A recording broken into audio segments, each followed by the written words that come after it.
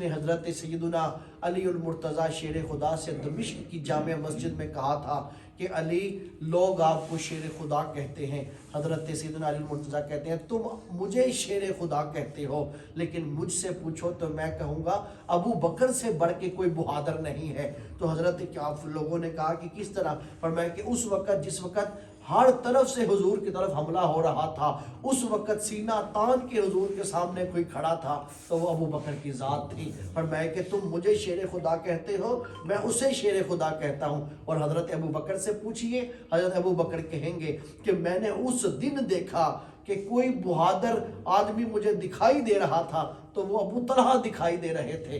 ہاں آپ سے پوچھا گیا کہ ابو طلحہ کس طرح؟ فرمایا کہ ابو طلحہ کو ہم دیکھ رہے تھے اس نے پوری طرح حضور کو اپنے گھیرے میں لے رکھا تھا کہ کوئی زخم آتا, کوئی تلوار آتی, کوئی تیر آتا وہ اسی کے اوپر ہی لگ جاتا لیکن حضور کی ذات اقدس کی طرف اس نے کوئی تیر نہ جانے دیا.